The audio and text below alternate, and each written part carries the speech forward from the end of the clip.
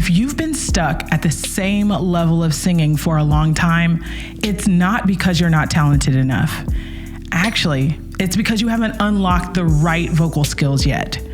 These 7 R&B techniques will give you a massive vocal boost, helping you unlock high notes with ease, clean up your runs, and add that pro-level R&B sound that you've been missing. Whether you're an R&B artist or in another genre and you just want to bring R&B techniques to what you do, these techniques will take your voice to the next level. Once you apply these, it'll feel like you've leveled up your voice plus 99 XP instantly. So let's start with the first vocal boost, because once you try it, you're gonna hear the difference immediately. Trick number 1, the whimpered larynx for emotion. You may have heard this as crying in R&B. The reason why this is a cheat code is because if you've ever had coaching or you've been looking online, most singers think that you have to have your throat completely relaxed. You probably heard that a lot.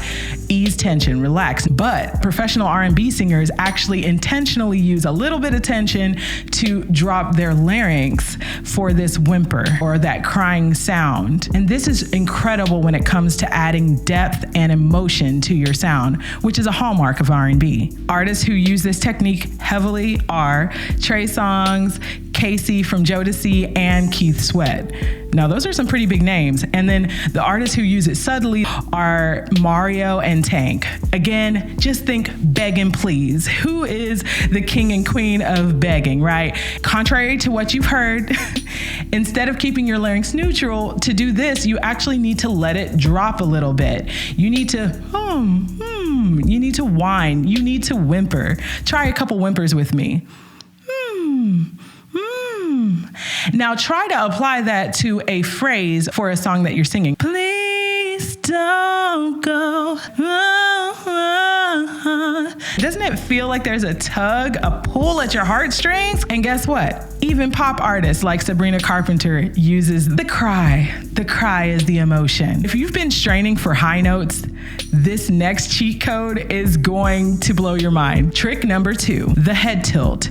This is a hack for effortless high notes. You probably thought that when I said head tilt that I meant looking up. And contrary to popular belief, when you look up, you're actually making it harder for those high notes to come out.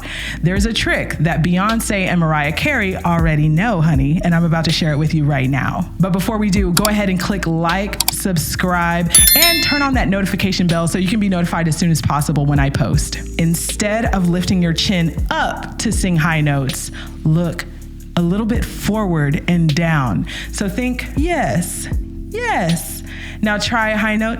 Yes, yes, yes, yes. Versus yes. Try both of those, okay? Look up, try that. Yes. Versus yes.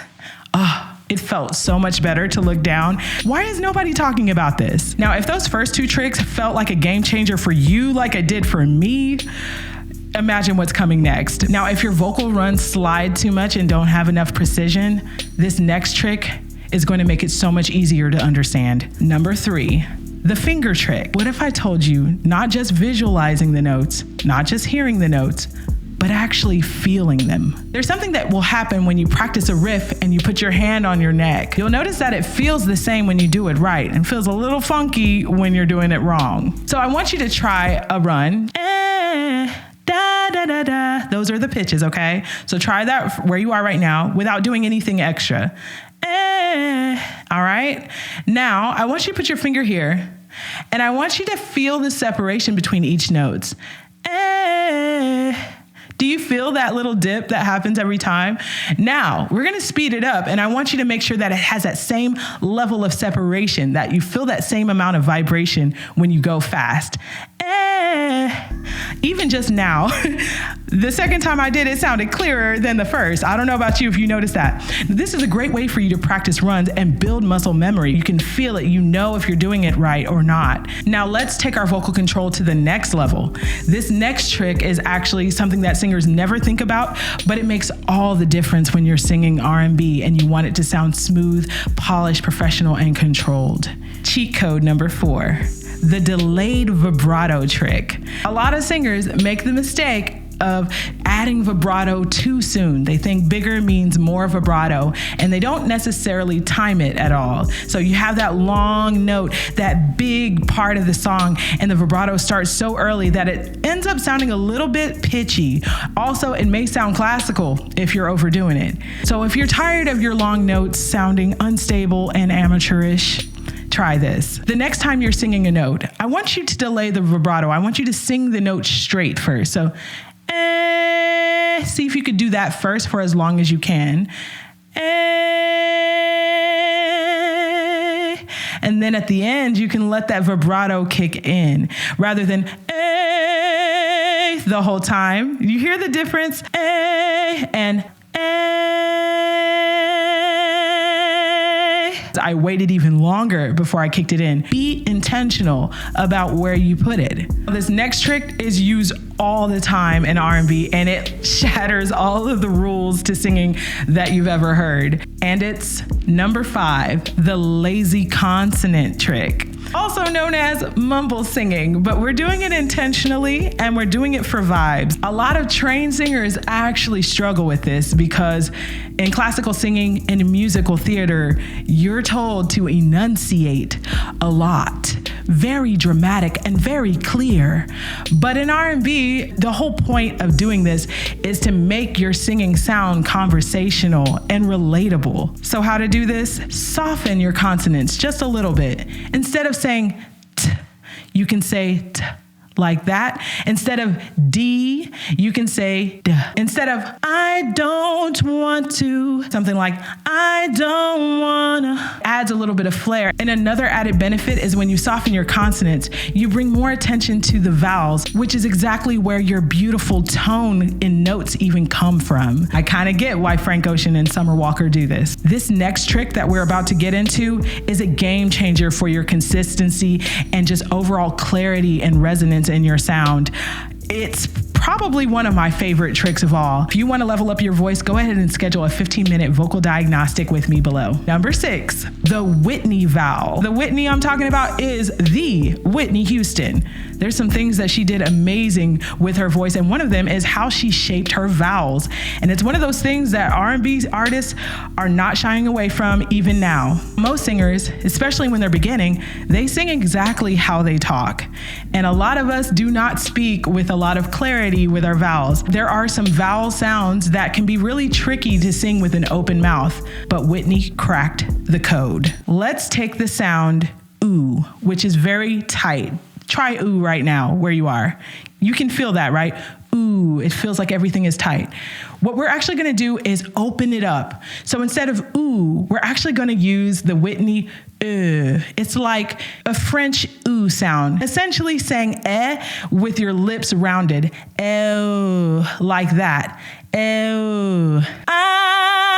Even the word I instead of I, we're gonna drop our jaw.